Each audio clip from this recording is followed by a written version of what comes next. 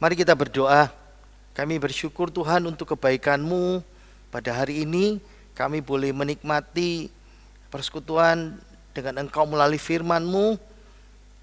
Tolonglah hamba-Mu yang penuh kelemahan, keterbatasan ini, dan Engkau menyatakan firman-Mu buat kami semuanya. Dan kami percaya Tuhan, dan Engkau memberkati kami semuanya melalui Bible Class spesial ini, terlebih khusus untuk para anak-anak muda dan juga untuk boleh mencari jodoh, dan orang tua untuk bisa melihat kebenaran firman-Mu untuk jodoh bagi buat anaknya. Dan kami percaya Tuhan, kiranya firman-Mu ini boleh membukakan pikiran kami bisa boleh mengerti akan kebenaran firman-Mu. Di dalam nama Tuhan Yesus, haleluya, amin. Shalom. Kita bertemu kembali dalam acara Bible Class kita hari ini. Seperti yang saya katakan dalam doa tadi itu, hari ini Tuhan akan berbicara kepada kita semuanya, kita belajar bersama-sama ya. Apakah jodoh itu ditakdirkan Tuhan? Memang ini hubungannya dengan minggu kemarin ya, tentang takdir. Nah, ya, jodoh apakah ditakdirkan oleh Tuhan? Ini hubungan dengan minggu kemarin. Nah, memang kalau kita sedikit memikirkan seperti ini ya, memilih jodoh, memilih pasangan, itu gak remeh, gak mudah. Bukan seolah-olah gambarannya sama seperti kalau kita beli makanan, beli gorengan. Yang penting enak, yang penting cantik, yang penting ganteng, ya, kayak bintang film, kayak drakor itu loh, Instagramable. Wow, sedap lihatnya, itu menyenangkan sekali. Nah, biasanya kalau orang anak-anak muda lagi ngedate, lalu berkata, wow, ini pasangan yang sempurna sekali, adorable, my everything. Tapi kalau sudah menikah, lalu berkata, kok gini ya? Dan ujung-ujungnya alasannya nggak cocok lagi, nggak bisa sejalan lagi, lalu bercerai. Ada yang berkata kalau jodoh itu ditakdirkan Tuhan. Yang kedua, kok jodohku nggak datang-datang ya? Kok tulang rusukku kok belum dikirim Tuhan ya? Lagi nungguin apa? Paketan dari Tuhan belum datang. Oke, pertanyaan utama kita adalah, apakah jodoh itu ditentukan Tuhan? Ingat ya, apakah jodoh itu ditentukan Tuhan? Jawabannya ada dua. Yang pertama, yes, betul, jodoh itu ditentukan Tuhan. Tapi hanya Adam dan Hawa. Karena prinsip, Tuhan menegakkan prinsip satu suami, satu istri. Ketika Tuhan mendirikan lembaga perkawinan yang pertama kali, itu sebabnya Adam dan Hawa dapat prinsip ini. Jodoh Adam ditentukan oleh Tuhan, Tuhan kasih satu, Hawa, tidak ada pilihan yang lain. Tapi saya katakan jodoh itu ditentukan Tuhan, saya katakan tidak. Kenapa? Karena sesudah Adam, saya katakan tegas lagi ya, sesudah Adam, manusia tidak ditentukan Allah lagi. Karena Allah memberikan kehendak bebas yang terbatas kepada manusia. Nah, kalau bicara tentang jodoh dan ketetapan Tuhan, ingat ya, Tuhan Yesus, Allah kita, Dia menghargai manusia punya kehendak bebas. Ya, kehendak bebas yang terbatas ya. Ingat khotbah seri yang dulu tentang kedaulatan Tuhan dan kehendak bebas manusia. Nah, Tuhan Yesus memberikan kita kehendak bebas, termasuk dalam hal memilih jodoh. Harus dipegang itu, diingat itu ya. Nah, coba cek minggu lalu tentang takdir menurut Alkitab. Ya, Bible Class spesial kita minggu yang lalu. Nah, saya ulas sedikit aja karena ini landasannya ya. Rencana dan ketetapan Tuhan adalah rencana kekal, dari kekal Allah yang dilandaskan dari pertimbangan ilahi, karena Dia Allah yang maha bijaksana ya. Bijaksana dan kudus, maha kudus, seperti itu. Nah, itu sebabnya Alkitab berkata kepada kita, Tuhan telah mempredestinasikan, menetapkan sebelumnya segala hal yang terjadi. Itu minggu yang lalu ya, kita belajar di takdir itu kita belajar itu tentang keselamatan. Berarti kita tahu ya, tidak ada di dalam dunia ini segala hal yang terjadi dengan sendirinya, atau kita bilang namanya coincidence, kebetulan. Ingat ya, saya suka sekali kalau pakai kata kebetulan. Kebetulan itu mujizat kecil di mana Tuhan lebih suka tidak dikenal. Kebetulan itu sesuatu yang disengaja oleh Tuhan, tapi dibalik sesuatu yang tidak kelihatan seperti itu. Ya, oke. Jadi kita balik lagi ya ke tentang soal jodoh dan ketetapan Tuhan. Nah, ketetapan Tuhan itu meliputi segala sesuatu di masa lampau, masa sekarang, dan masa depan. Nah, dengan jalan ketetapan Tuhan ini, maka secara bebas dan tidak berubah demi kemuliaan Allah sendiri, Allah menetapkan ada dua hal ketetapannya. Ketetapan secara efektif dan ketetapan secara permisif segala hal. Jadi ada dua ketetapan Tuhan. Ingat ya, ada ketetapan secara efektif dan ada ketetapan secara permisif. Beda dua hal ini. Apa sih efektif itu? Ketetapan permisif itu seperti apa? Ini yang pertama. Ketetapan efektif Allah itu seperti apa? Allah secara aktif terlihat sebagai penggerak. Ingat ya, penggerak secara aktif. Dia subjek yang aktif menjadikan segala peristiwa apa saja penciptaan. Minggu kemarin kita akan belajar ya, tapi saya ulas sedikit, kan ini landasannya di sini. Jadi Allah memilih menciptakan alam semesta ini, tapi tidak ada yang memberikan nasihat, tidak ada yang memberikan pertimbangan. Allah menetapkan secara efektif, secara aktif penciptaan itu. Misalnya, lalu mengontrol alam semesta, ya, menetapkan penguasa. Saya agak cepat di sini ya. Memilih orang-orang yang akan diselamatkan. Nah, ini namanya predestinasi. Tapi jangan lupa dalam bagian yang terakhir ini ya, memilih orang-orang untuk diselamatkan, ada dua hal, dua segi. Yang pertama kedaulatan Allah dan tanggung jawab manusia. Saya mau saudara supaya tidak salah paham selalu. Sisi Allah memilih. Sisi manusia harus percaya dan beriman kepada Yesus. Sisi Allah, dia melahirkan kembali. Sisi manusia, kita disuruh berpaling. Ingat ya, berpaling itu ada dua. Bertobat, kita ingatnya cuma bertobat, berpaling. Bertobat dan beriman kepada Yesus. Tanggung jawab manusia, tapi sisi Allah itu namanya Allah melahirkan kembali. Oke, balik lagi ya. Ketetapan efektif itu yang pertama. Nah, ada yang kedua, ketetapan secara permisif. Ini yang kemarin sedikit saya bahas tentang pengetahuan kemahatauan Allah secara pasif. Itu yang saya bahas kemarin itu. Ya, minggu yang lalu. Jadi, kalau dalam Roma pasal 8 diceritakan Allah mengizinkan segala sesuatu.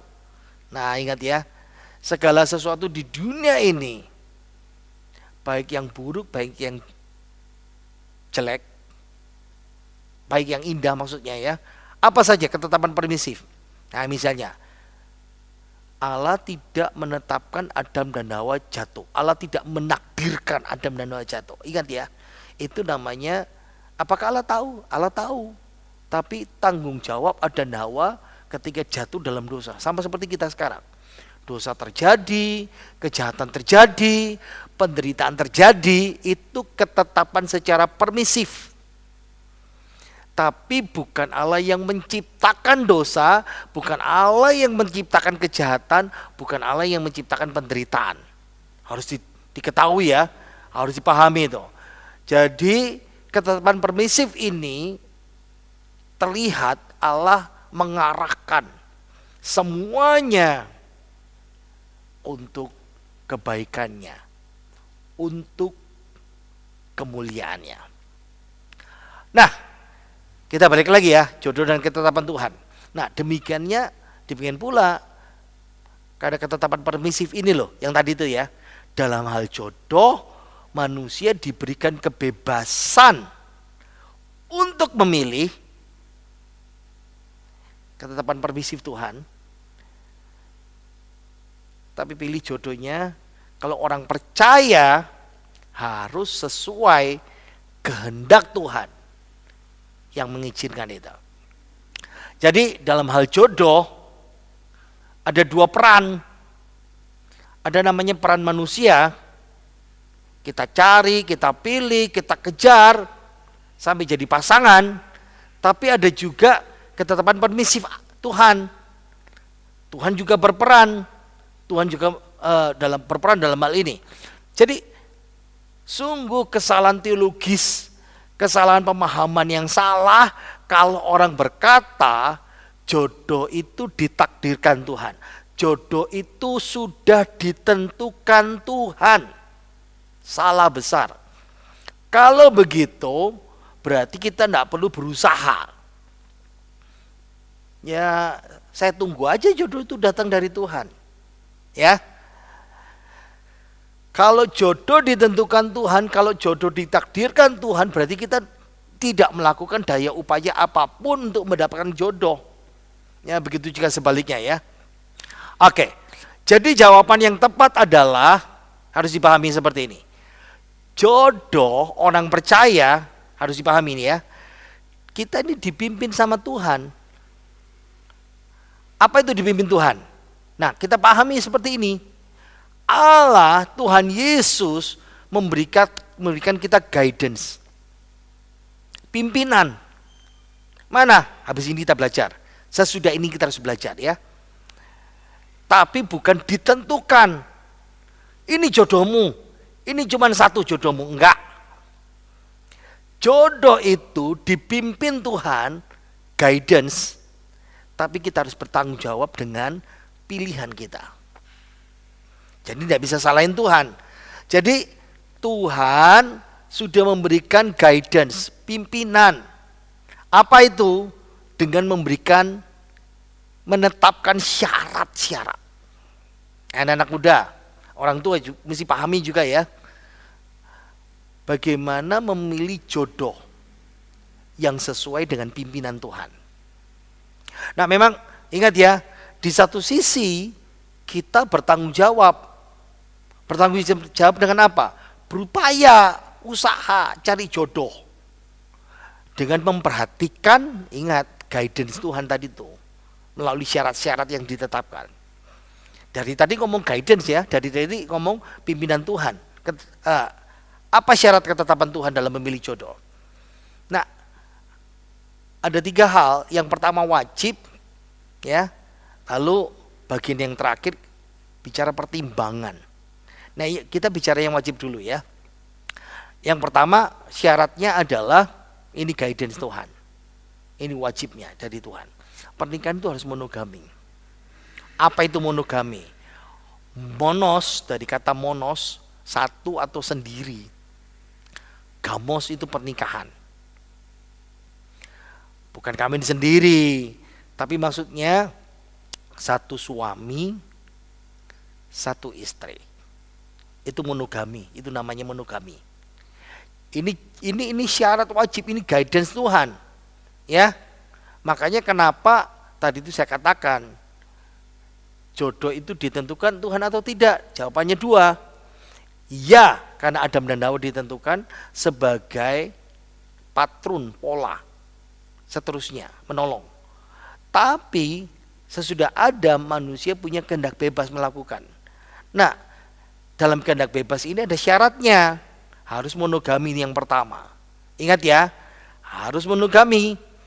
Itu sebabnya kenapa dalam pernikahan di gereja atau pernikahan gerejawi, pernikahan di gereja atau pernikahan gerejawi itu berarti bisa di lain tempat, bukan di dalam gereja, tapi dengan tata cara gereja, dengan tata cara firman Tuhan, itu sama saja.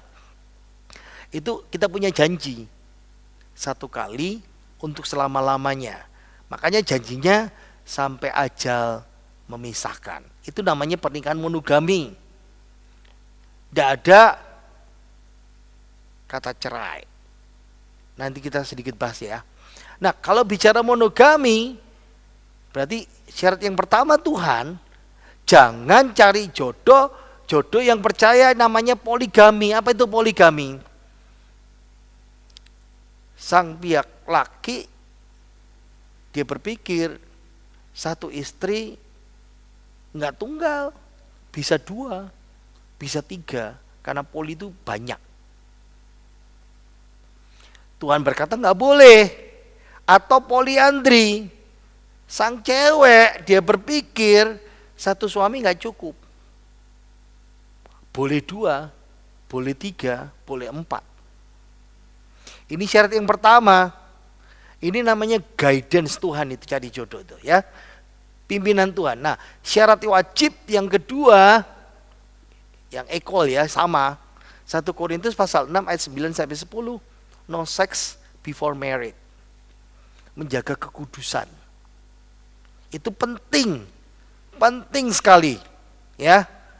Makanya yang ketiga, syaratnya yang ketiga, karena Adam dan Hawa, karena pria dan wanita itu berbicara lawan jenis. Makanya saya katakan tadi tuh, kenapa ini alasan Adam dan Hawa dijodohkan Tuhan. Karena mereka adalah nenek moyang semua manusia. Ingat ya, orang percaya tidak percaya sama saja. Nenek moyang kita Adam dan Hawa. Kecuali saudara percaya nenek moyang saudara monyet. Ya, teori evolusi. Semua orang yang mengakui nenek moyangnya Adam dan Hawa, pola lembaga pernikahan itu ditetapkan Tuhan laki-laki dan perempuan. Ini syarat yang ketiga, ya, ketetapan guidance Tuhan itu. Berarti 1 Korintus 6 ayat 9 sampai 10, Alkitab dengan jelas menentang lesbian, perempuan dengan perempuan, gay, laki dengan laki, bisex, mau laki dengan perempuan tapi laki ini mau dengan laki-laki yang lain, atau perempuan mau dengan perempuan dan mau dengan laki, itu biseksual, atau transgender, perubahan jenis kelamin, ya, melalui operasi seperti itu, ya, berubah posisinya seperti itu. Jadi kita harus paham ya. Syarat yang keempat, ini syarat yang juga sama penting, equal, sama seimbang, harus seiman dalam Yesus, harus orang percaya. 1 Korintus 6 ayat 14 berbicara, ayo kita baca 2, 3. Janganlah kamu merupakan pasangan yang tidak seimbang dengan orang-orang yang tidak percaya. Sebab persamaan apakah terdapat antara kebenaran dan kedurhakaan, atau bagaimanakah terang dapat bersatu dengan gelap? Jadi kita harus tahu ya, harus seiman. Wajib itu. Dengarkan anak muda, dengarkan para orang tua, cari jodoh buat anaknya, guidance Tuhan, tuntunan Tuhan, syarat Tuhan, wajib seiman. Tidak bisa ditolak ini. Syarat yang kelima, keduanya, dua pasangan ya, jodoh itu harus bertekad mengikat perjanjian seumur hidup di hadapan Tuhan. Yang saya sebut tadi itu, pernikahan itu perjanjian di hadapan Tuhan Yesus yang diwujudkan dengan pemberkatan gerejawi. Pemberkatan gerejawi itu bukan berarti pemberkatannya harus di gereja. Pemberkatan dengan tata cara sesuai firman Tuhan. Kalau kita iman kita Kristiani, ya, mau di gereja boleh, mau di gedung boleh, mau di rumah boleh, terserah. Yang penting diberkati di dalam Tuhan, berjanji di hadapan Tuhan bersama-sama.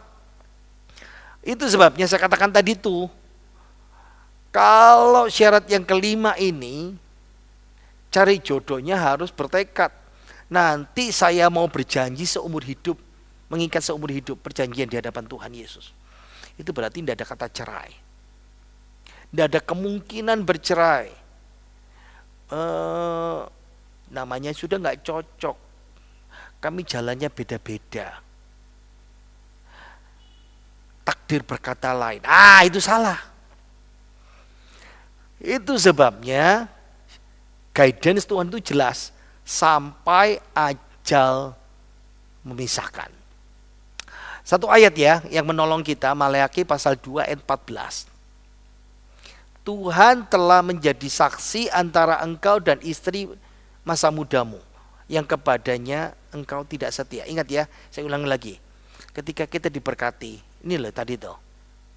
Pernikahan itu mengikat perjanjian di hadapan Tuhan. Makanya ada pemberkatan gerejawi. Karena di situ ada perjanjian di hadapan Tuhan. Sampai ajal memisahkan. Itu namanya perjanjian di hadapan Tuhan. Dan ingat, yang jadi saksi bukan pendeta saja. Yang jadi saksi bukan orang yang hadir, jemaat.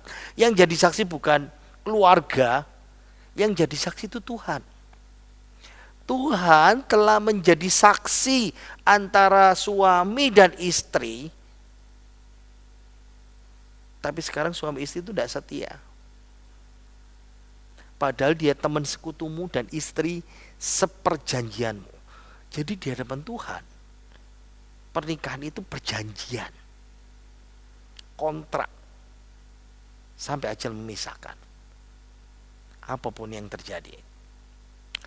Syarat yang keenam, keduanya harus memelihara kekudusan dan kesetiaan. Ini nyambung yang tadi itu ya. Ibrani 13 ayat yang keempat. Hendaklah kamu semua, baik yang sudah menikah maupun yang belum menikah, penuh hormat terhadap perkawinan. Perkawinan itu gak main-main. Ada tren ya sekarang ya. Di Amerika, di Indonesia, ya kami hidup bersama. Yang penting kami tetap setia. Daripada menikah tapi tidak setia, itu alasan. Hendaklah kamu semua penuh hormat terhadap perkawinan. Ingat, jangan mencemarkan tempat tidur.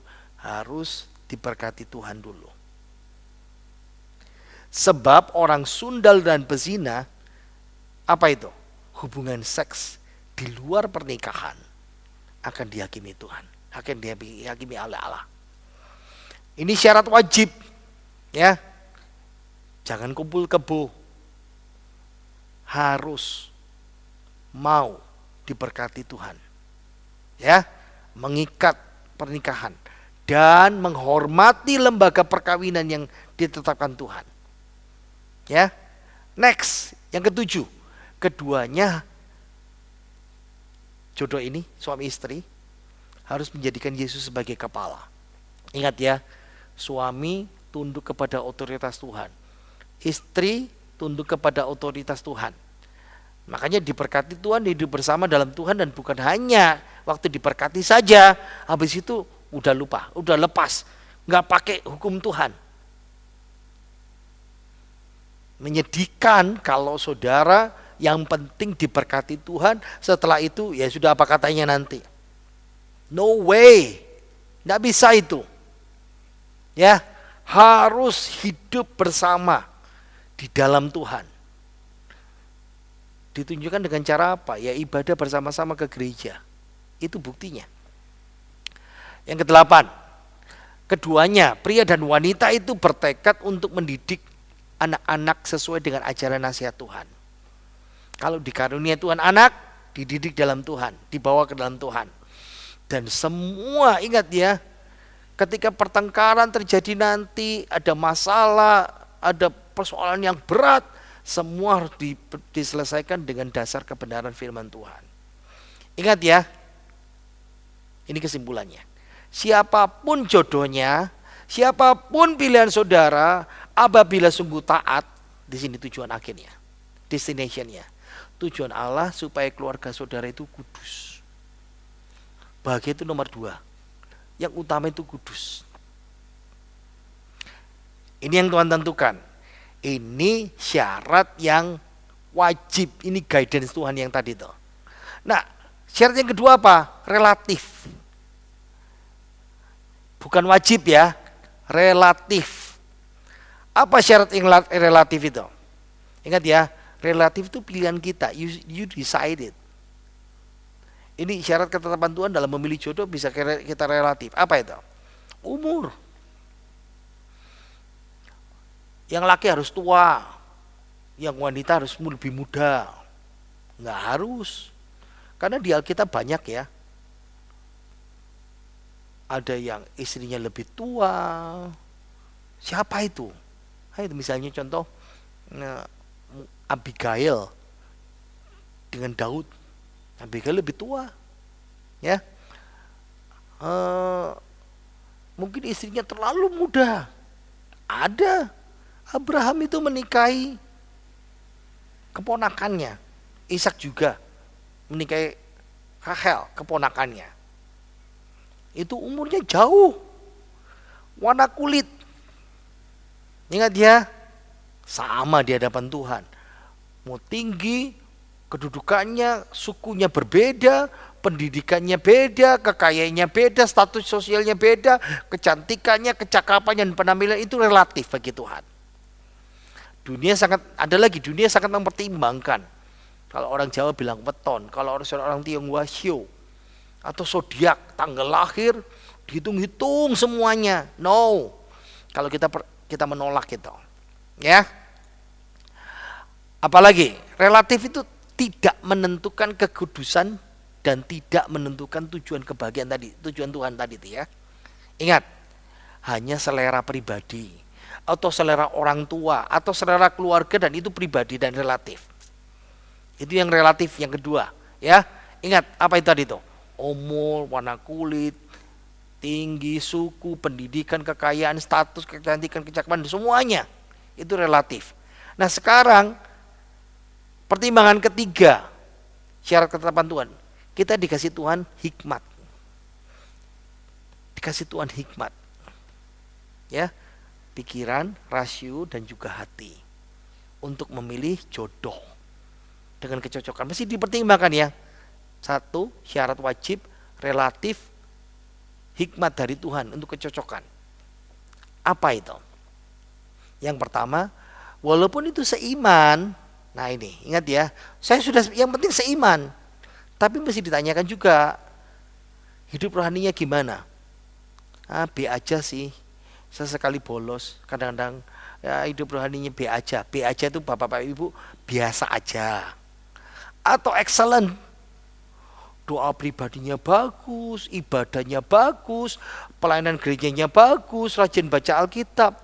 Wah, itu lebih bagus, itu pertimbangannya. Apalagi pertimbangan banyak penasehat itu juga menolong menilai apakah jodoh kita ini cocok atau enggak. Ingat ya, pertimbangkan baik-baik nasihat orang tua. Ingat ya, tidak ada orang tua yang mau menjerumuskan anaknya. Kadang-kadang mungkin orang tua terlalu overprotective, atau di satu sisi kita harus paham bahwa orang tua itu ingin yang terbaik buat anak-anaknya. Atau sudah bisa tanya sahabat saudara, tanya gembala pendeta saudara, ya. Itu penting. Ya. Harus dipahami. Tuhan ketika kasih hikmat, pertimbangan juga karakter. Lihat ya, karakternya bisa mau good atau bad.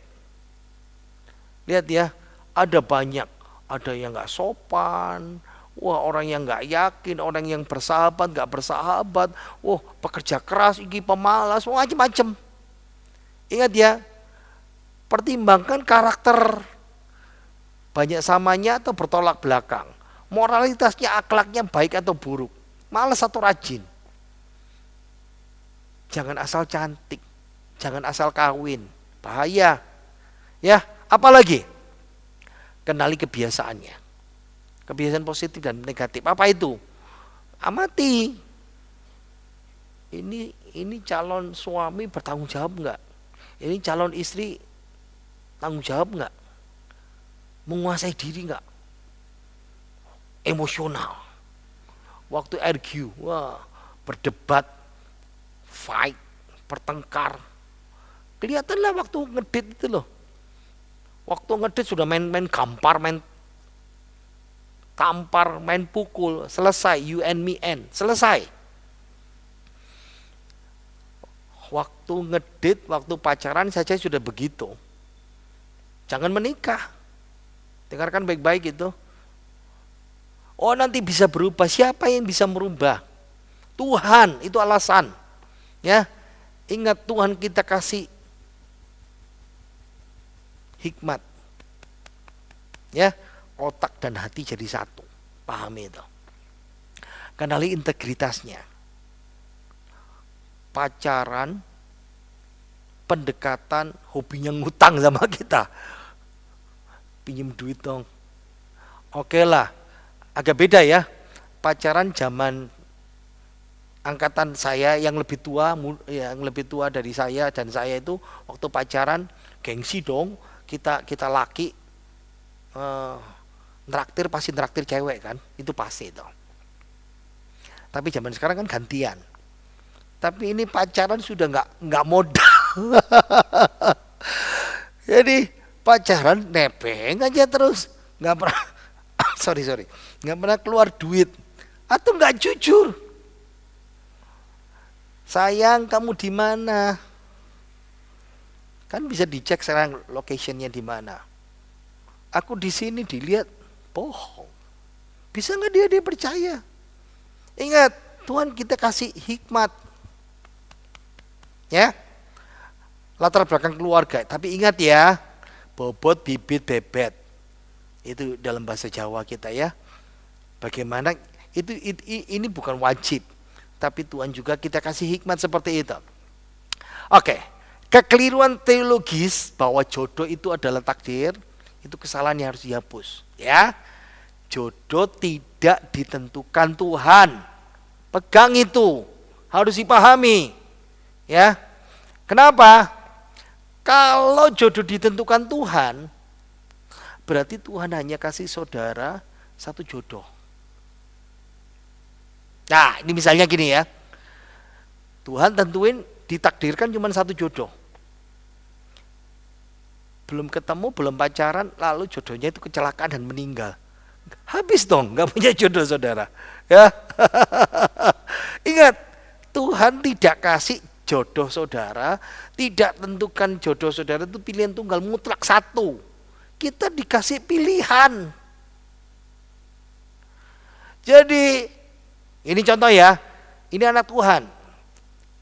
Misalnya, saya anak Tuhan yang masih belum menikah, masih muda, belum dapat jodoh. Jadi Tuhan kasih saya pilihannya itu banyak, gak satu. Salah besar kalau saudara mengatakan bahwa Tuhan menentukan jodoh itu berarti Tuhan kasih satu. Tuhan ngasih kita pilihannya banyak, tapi dengan syarat sesuai firman Tuhan tadi itu yang pertama, yang paling penting. Wajib itu loh, guidance-nya. Ada yang relatif, ada yang hikmat, mesti dipertimbangkan itu. Jadi misalnya ya, si orang ini, dia nikah sama si A. Andai kata tidak menikah dengan si A, orang ini menikah dengan si B. Dia akan sama bahagianya kalau si orang ini menikah dengan si A, dia akan bahagia. Kalaupun tidak jadi nikah dengan si A, dia nikah sama si B, sama bahagianya.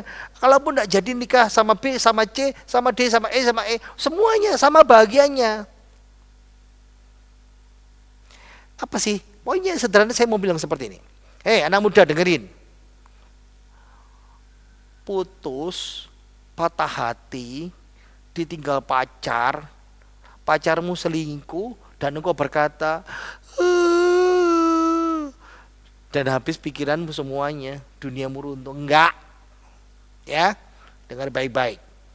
Tuhan kasih engkau banyak pilihan. Ayo bangkit lagi. Ingat ya, kesalahan fatal kalau dikatakan jodoh itu takdir.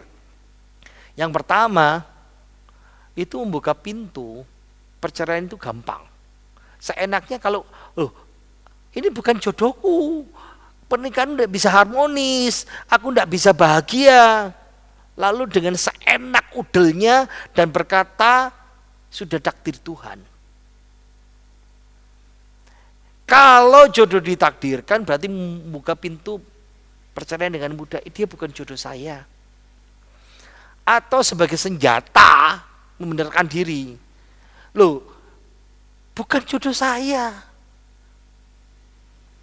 ketika bercerai. Atau sebagai senjata, ini para jomblo mania, ya, dengarkan jomblo mania itu, ya, nyalain Tuhan, jodohnya belum dipaketin, paket lengkapnya belum, paketnya belum dikirim sama Tuhan. Nah, tanya paket apa? Instan atau paket 1 hari, 3 hari, atau paket ekonomi? Ingat ya, kalau jodoh itu takdir, berarti sudah bisa nyalain Tuhan. Ingat ya, Tuhan memberikan kita kebebasan secara terbatas untuk memilih. Nah, apalagi kesalahannya? Mudah lari dari tanggung jawab kalau misalnya jodoh itu takdir. Berarti kita bisa mengkambing hitamkan, menyalahkan Tuhan kalau kita menikah dan kita nggak bahagia. Seolah-olah Tuhan yang kasih jodoh nggak baik dan menakdirkan bahwa keluarga kita nggak harmonis. Kemarin kita belajar dan hari ini kita belajar juga. Dosa itu pilihan kita, bukan salahnya Tuhan, bukan ciptaannya Tuhan. Ingat ya, kalau Allah menentukan jodoh, berarti jutaan orang yang menikah tidak bahagia dan bercerai, jutaan orang yang tertukar jodohnya, itu salahnya Tuhan. Pahami itu? Yang keempat, kalau jodoh itu takdir Tuhan, ditentukan Tuhan, berarti kalau pasangannya kalau nggak cocok, suka cekcok, pasti curiga, wah kamu bukan jodohku itu. Dan kita hidup dalam ketidakpastian. Lalu yang mana ya jodohku dari Tuhan? Engkau nikah dengan istrimu atau suamimu yang sekarang, kalau engkau suka bertengkar, sebetulnya engkau bisa bahagia kalau mau taat firman Tuhan. Ya, mau nikah sama si B, si C, D, E sama aja, tapi tidak boleh. Kalau sudah nikah tidak boleh berhenti lalu ganti. Ya, yang kelima, teologi takdir, teologi jodoh yang ditentukan Tuhan itu sama saudara diperalat oleh iblis, memfitnah dan menuduh Tuhan. Oke, paham ya? Tapi timbul lagi pertanyaan. Iya sih, tapi kok saya susah? Katanya suruh cari. Gimana caranya? Wow. Ingat ya, Tuhan gak ngasih saudara satu loh tadi tuh. Ya. Tuhan gak kasih saudara satu. Banyak pilihannya. Tapi di Alkitab masa bisa yang seperti itu? Ya, saya buktikan ya. Di Alkitab itu ada 20. Dengar ini ya. 20 cara menemukan jodoh dalam Alkitab. Serius nih. Jadi nggak harus jatuh cinta. Mungkin saudara laki-laki perempuan yang pasif, introvert. Aduh, gak berani saya. Jadi ternyata Alkitab memberikan 20 cara loh ya. Ayo kita lihat satu persatu. Sambil dilihat yang mana yang saudara ya, yang sudah menikah maksudnya. Oke, 20 cara menemukan jodoh dalam Alkitab. Yang pertama, memang ingat ya, Adam ditentukan oleh Allah. Hanya Adam. Ingat ya, bukan semua manusia. Ingat ya, karena prinsip satu istri untuk satu suami. Dan karena di Taman Eden Adam dikasih tugas, lalu tuh Adam kasih nama semua binatang, lalu dia tidak menemukan pasangan yang sepadan dengan dia. Jadi Adam menjadi pola lembaga pernikahan. Jodoh Adam ditentukan oleh Allah. Cuman Adam, ya, nggak ada yang lain. Lewat berarti. Cara kedua, pengaturan keluarga, bahasa kerennya dijodohin. Wow. Siapa? Ishak. Ishak sampai umur 40 kelewat diem. Ishak ini imannya kuat, tapi orangnya diem, pendiam, makanya dijodohin sama Ribkah. Papanya pusing, Abraham ini. Lalu suruh Bang Eliezer, ambil cari ini jodoh buat anakku. Ya, ini pengaturan keluarga. Siapa lagi? Ruth. Ruth ini janda, tapi mantan mertuanya Naomi itu kasihan. Lalu singkat cerita, lalu lihat si Boas disuruh-suruh. Nanti kalau Boas datang ke sana, kamu harus begini, kamu harus begitu. Itu dijodohin itu ya. Harus dipahami seperti ini ya. Jadi dengerin, jangan kecil hati. Kada gede dijodoh-jodohin, diatur-atur menikah. Ya karena saudara kelewat pendiam. Tapi itu Alkitabiah loh ya. Jangan salah ngerti. Jadi jangan kecil hati lah kalau saudara dijodohkan ya, diatur sama keluarga. Ada banyak keuntungan loh. Serius, banyak keuntungan dijodohkan. Yang pertama, apa? Apa keuntungan dijodohkan? Auto disayang mertua. Wih, keren enggak saudara ya? Jadi enggak usah pusing-pusing. Ingat ya, dulu kalau pacaran, saya jadi ingat ya, berusaha merayu mamanya, berusaha baik-baikin papanya, cari waktu supaya bisa ngobrol sama orang tuanya, bawa martabak, bawa kado, bawa benda yang disenangi. Kalau dijodohin nggak perlu itu, langsung auto disayang mertua, betul nggak? Nah, bisa dapat pasangan yang setara karena orang tua sama orang tua sudah setuju. Ya, dapat restu langsung. Makanya ini cara yang kedua ini Alkitabiah ini, nggak usah repot-repot lagi, pasrah. Tapi memang ada juga yang nggak enaknya ya, bukan pilihan kita dan sebagainya. Tapi banyak keuntungannya. Ayo mikir, ayo. Yang ketiga, bantuan orang lain. Apa bedanya? Ini bedanya di sini. Ada Alkitab ya. Yusuf waktu diangkat menjadi mangku bumi, lalu Firaun, sang raja, sang sultan menikahkan Yusuf dengan tanpa aneh. Ini dinikahkan ini, bantuan orang lain. Jadi kalau sekarang, kalau saudara jangan malu cari biro jodoh, malu-malu, gak dosa itu. Ayo yang jomblo-jomblo cepat-cepat, ayo cari biro jodoh ya. Pergi cari biro jodoh atau ikut acara TV, take me out. Nah, boleh lah. Tapi jangan kecil hati, ikut take me out kalau enggak ikut enggak dapat apa-apa itu, enggak dapat jodoh ya. Nah, dulu zaman dulu itu ada mak comblang namanya. Jadi kalau saudara dimak comblangin ya, bukan keluarga ya. Ini kan comblang amatiran.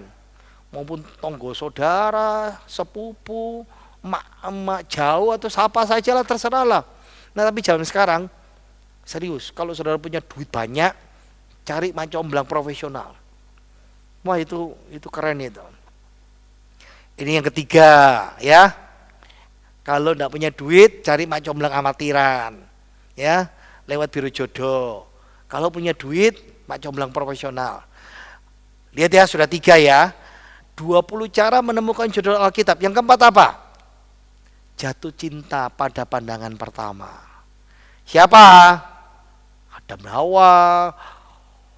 Inilah tulang dari tulangku. Wih, Yakub waktu lihat Rahel. Wow. Ya. The power of love. Ini normatif, ini normalnya begitu. Tapi ingat ya, nggak semua orang seperti ini. Apalagi kalau saudara orang yang takut-takut. Laki takut perempuan, perempuan takut laki. Dijodoh-jodohin bisa. Nggak mungkin bisa berani jatuh cinta. Berani ngeliat jatuh cinta dalam hati, tapi nggak berani ngungkapin kan. Itulah. Tapi waspada. Kalau jatuh cinta pada pandangan pertama ini masih dilihat, engkau cinta betul-betul atau nafsu. Lihat bodinya atau body pekertinya. Ya, lihat badannya seksi. Wah. Atau lihat body laki-laki. Itu nafsu itu ya. Apalagi yang cara yang kelima. Ini cara Alkitab ya, saya bilang kan Alkitab. Ikut perang, temukan tawan perang yang cantik, dibawa pulang, potong rambutnya, potong kukunya, kasih baju baru, kasih waktu meratap, langsung dikawini. Itu dalam Ulangan. Ingat, ini kasus perjanjian lama, bukan tidak bisa diterapkan sekarang. Ini waktu dulu di perjanjian lama, ketika berperang, Tuhan izinkan. Makanya kan permissive will itu tadi tuh. Tapi tidak bisa diterapkan sekarang. Wah, ini kan pemaksaan. Ingat ya, saya mau sedikit bahas Ulangan karena Alkitab kita betul-betul menghormati. Perhatian sosial utama dalam perjanjian Musa dalam kitab Ulangan. Ingat ya, ini kan kasus budak perang dikawini, kan seperti dipaksa. Oke, Tuhan atur. Tentang wanita, perhatian sosial wanita. Tidak ada wanita yang boleh dieksploitasi karena statusnya. Walaupun dia budak perang, tidak boleh dieksploitasi. Makanya dengan cara apa? Eksploitasi ya. Ini yang dilakukan oleh wanita di Thailand. Ini red salon. Kalau salon yang seperti gini, laki-laki yang mata keranjang pasti, wah, saya mau potong rambut di tempat itu. Atau di kafe di Thailand pakai bikini seperti itu ya. Tapi Alkitab beda, harus diperlakukan walaupun itu budak perang. Kalau kitab lain, agama lain, boleh bebas diapa-apain. Tapi Alkitab harus dihormatin ya. Tapi itu tidak bisa juga diterapkan sekarang, itu perjanjian lama ya, harus. Cara yang keenam, perkosaan, ini juga dosa, nggak boleh. Tapi ini cara orang zaman dulu, orang jahat cari pasangan. Ulangan 22 ayat 29 dan 28-29 versi Amplified Bible, firman Allah yang hidup. Apabila seorang laki-laki kedapatan sedang memperkosa, nah ini cara merebut jodoh ya, dengan cara paksaan, dengan cara berdosa, memperkosa seorang gadis yang belum bertunangan, ia harus bayar denda seberat 50 sikal, hampir lebih dari setengah kilo perak, kepada ayah si gadis dan memperistri si gadis itu. Ia tidak boleh menceraikan dia seumur hidupnya. Makanya ingat ya, saya balik lagi tadi tuh, tidak ada wanita yang boleh dieksploitasi walaupun dia korban perkosaan. Ya, bahkan Alkitab Perjanjian Lama sudah mengatur undang-undang perlindungan perempuan, kesetaraan gender, hukuman keras bagi kekerasan bagi wanita. Kalau kamu perkosa, kamu harus hidup sebagai suaminya. Tidak boleh cerai seumur hidup, apapun yang terjadi. Itu hukum Alkitab, hukum Tuhan. Yang ketujuh, cari pelacur. Ini Alkitab ya, saya katakan ya. 20 cara nih ya, mencari pelacur atau cari wanita yang gak baik-baik. Ada gak? Ada, Hosea. Tapi Hosea ini kasus khusus. Gini ceritanya ya. Jadi Tuhan melihat bangsa Israel, suku Yehuda, bangsa Yehuda, dia sudah meninggalkan Tuhan, menyembah Baal berhala. Dan Tuhan sakit hati. Tapi Tuhan tetap menyatakan kasih-Nya. Lalu suruh seorang nabi namanya Hosea pergi kawini seorang pelacur. Ingat ya, hanya orang-orang tertentu yang mendapat karunia seperti ini dari Tuhan. Khusus. Tapi ingat, istri Hosea gagal bertobat. Balik lagi ke pelacuran, ditebus lagi.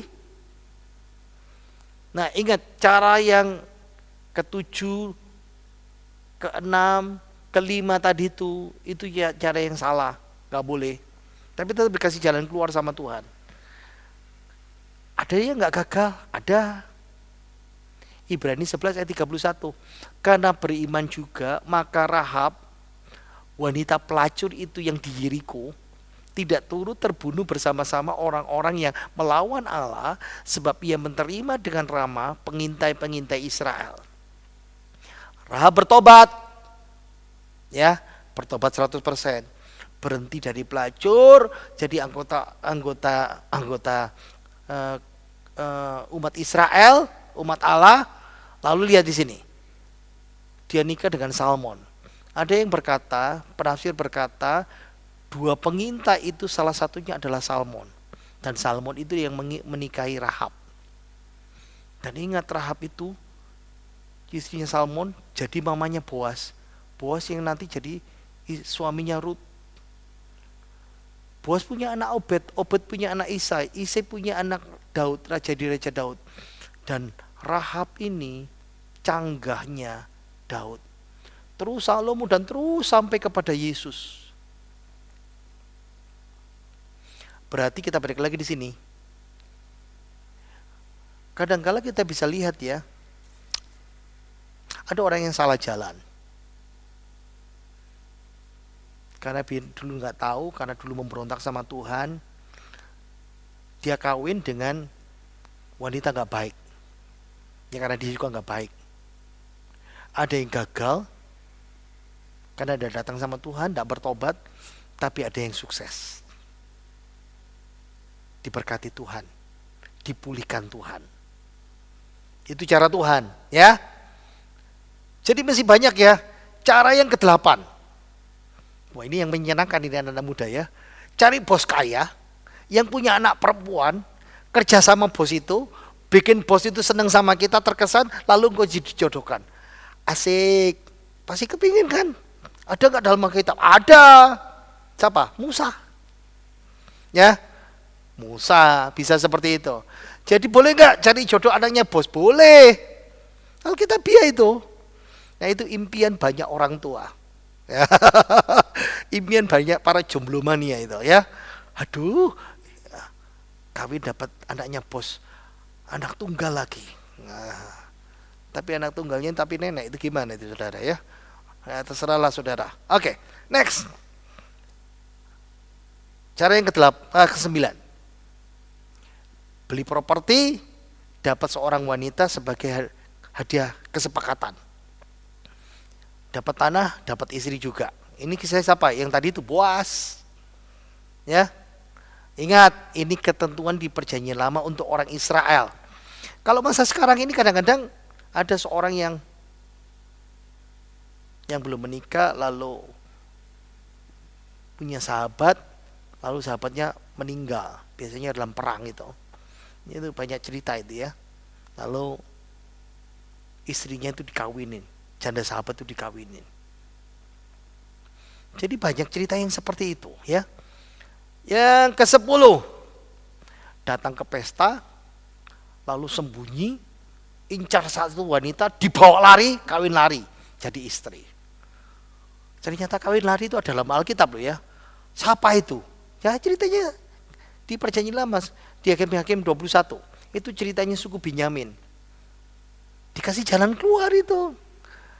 Itu Perjanjian Lama. Di Perjanjian Baru, di masa sekarang ada suku-suku tertentu yang harus mau tidak mau mesti kawin lari supaya dapat restu.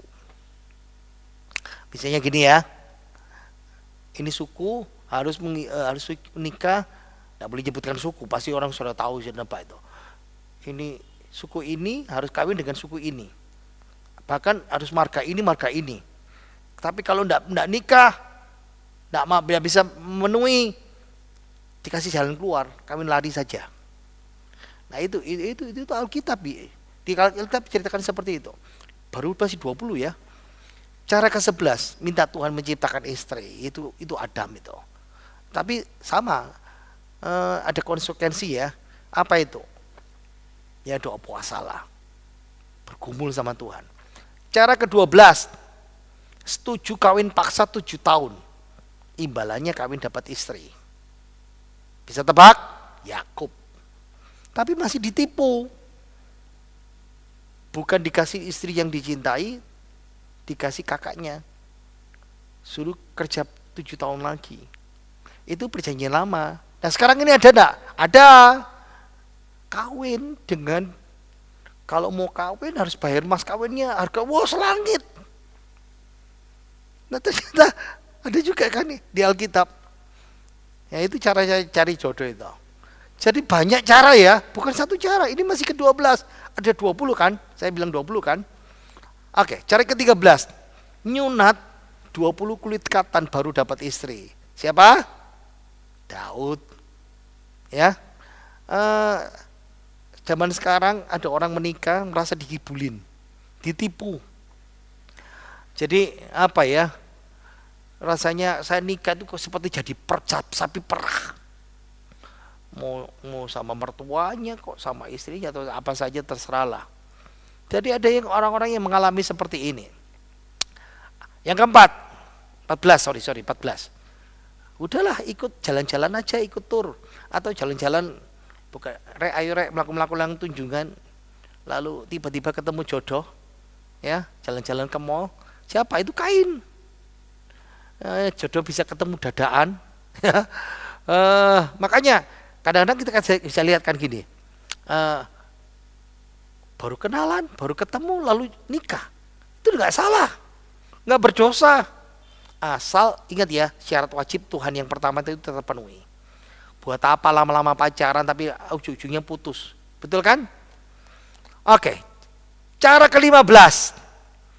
Nah, kalau mau dapat jodoh, cara ke-15, ini kan salah satu dari 20 kan, jadilah sultan, ya jadi bos besar. Jadi bos besar dulu, ya. Soge, tajir, bikin kontes kecantikan, lalu pilih istri tercantik. Ingat ya, siapa itu? Ahasveros dalam kitab Ester. Nah, walaupun saudara wajahmu pas-pasan, ya, jangan tersinggung. Tapi kalau engkau tajir itu apa? Kaya, gampang dapat jodoh. Betul nggak? Tapi slow aja, men. Nggak semua orang seperti ini, ya. Oke, ini cara 15. Cara ke-16. Udahlah, maksud mama papa cepat lamaran. Ada nggak? Ada. Simpson. Ya. Tapi ingat, ini peringatan Tuhan. Jangan asal senang langsung kawin tapi nanti hasilnya kacau, itu Simpson. Jadi kalau saudara melakukan seperti ini bahaya ya. Makanya ini peringatan buat anak muda yang ke-16 ini ya. Jangan tergesa-gesa. Ini beda sama yang tadi itu loh. Ya, sama yang ini. Ini kan taat teman Tuhan. Ini lain. Ini tergesa-gesa. Tidak memperhatikan syarat utama yang dari Tuhan itu. Nah, yang ketiga, yang ke-17, bunuh suami, rebut dapat istrinya. Siapa? Daud, Batseba. Konsekuensinya Daud kehilangan 4 anak yang dicintainya. Kalau sekarang ini apa? Ada namanya pelakor atau pebinor. Perebut laki orang, perebut bini orang. Itu cara. Tapi dia berdosa ya. Berdosa, nggak boleh dilakukan itu. Nah, cara ke-18, tunggu kakak atau adiknya mati dapeti jandanya. Agak mirip-mirip yang tadi itu. Ini cerita Onan dan Boas. Ini hukum perjanjian lama namanya kawin levirat. Ya. Kawin wajib yang diwajibkan Tuhan. Cara ke-19, kawin demi politis. Salomo. Ya, saya akan cepat ya waktu kita ya. Ini biasanya kalau diantara crazy rich, apa itu? Para konglomerat A dan konglomerat B seringkali mengkawinkan keluarganya, anaknya itu karena politis, ya, kan sama-sama tajir, sama-sama crazy rich, sama-sama konglomerat, supaya mereka saling menjaga ya, kadang-kadang seperti itu. Memang ada baiknya tapi ada negatifnya. Salomo itu contoh yang negatif, demi keuntungan sesaat menjaga perdamaian, ikatan politis dengan bangsa-bangsa sekitar, tapi Salomo jatuh dalam dosa. Cara yang terakhir, memang ditentuin Tuhan nggak menikah. Oh, itu nggak enak itu. Siapa ini? Paulus, namanya karunia selibat. Apa itu karunia selibat? Selibasi bahasa Inggrisnya, selibatur. Hidup tidak menikah, ini bahasa Latin. Nah, jangan-jangan saudara dapat karunia ini. Ingat ya, jangan khawatir karunia selibat, ojo mencucu, ya. Tuhan kasih kehendak bebas. Kan itu Tuhan kasih kehendak bebas. Saudara mesti kejar jodoh. Yang belum dapat jodoh, ya, yang jomblo-jomblo itu. Benar kan? Ada 20 cara menemukan jodoh dalam Alkitab. Ingat, sebagian besar caranya boleh diikuti Alkitabiah, walaupun ada sebagian kecil yang nggak boleh. Nah, bagi yang sudah menikah, dengarkan ini, slide ini. Yang sudah dapat jodoh, yang sudah menikah pasti senyum-senyum. Dari 20 tadi itu mungkin saya nomor 2, saya nomor 3, saya nomor 4, saya nomor 10 dan lain sebagainya kan. Tapi ingat, yang sudah nikah, yang sudah punya jodoh jangan cari lagi, ya. Yang belum dapat jodoh, ayo cepat usaha, kerja keras. Dan jangan bilang, jangan salahkan Tuhan, Tuhan paketannya belum datang. Mungkin bukan paketan instan, paketan reguler, ya. Jangan salahin Tuhan. Yang terakhir, berdoalah. Yang belum dapat jodoh, minta pimpinan Roh Kudus untuk dapat jodoh dan berusahalah dengan keras. Mari kita berdoa. Kami bersyukur Tuhan, kami boleh belajar kebenaran firman-Mu yang menolong kami untuk bisa melihat apakah jodoh itu ditakdirkan Tuhan, apakah jodoh itu ditentukan Tuhan. Dan hari ini kami sudah belajar, Tuhan memberikan kehendak bebas yang terbatas buat kami. Supaya kami bisa memahami dan tidak menyalahkan Tuhan kalau jodoh kami belum datang. Atau kalau kami sekarang dalam hidup pernikahan dan kami merasa kami tidak cocok, itu semua pilihan kami. Ajarkan kami bisa melihat kebenaran firman-Mu. Dan tolong anak-anak muda supaya tidak salah jalan dalam memilih hidup mereka, jalan hidup mereka, secara khusus dalam mencari jodoh. Biarlah kebenaran firman-Mu, kasih kemurahan-Mu, kuasa-Mu boleh menaungi kami semuanya. Berkati anak-anak muda supaya menemukan jodoh yang tepat, yang sesuai dengan firman Tuhan. Berkati para orang tua supaya bisa mengarahkan anak muda menemukan jodoh yang benar. Dan biarlah firman-Mu boleh menolong dan memberkati kami semuanya. Terima kasih Tuhan. Mari kita buka tangan kita. Kita mau terima berkat dari Tuhan kita Yesus Kristus sendiri. Kiranya rahmat sejahtera dari Allah Bapa kita dan kasih sayang dari Tuhan Yesus Kristus dan persekutuan Roh Kudus berkati hidup kita mulai hari ini dan sampai selama-lamanya. Diberkatilah hidup kita, kesehatan kita, usaha pekerjaan kita, anak cucu menantu kita, perjodohan buat buat yang belum dapat jodoh, dan kehidupan kita mulai hari ini dan sampai selama-lamanya. Berkat rohani jasmani di dalam nama Tuhan Yesus, dan kita semua yang percaya berkata amin. Tuhan Yesus memberkati kita semuanya. Jangan lupa memberikan persembahan ya.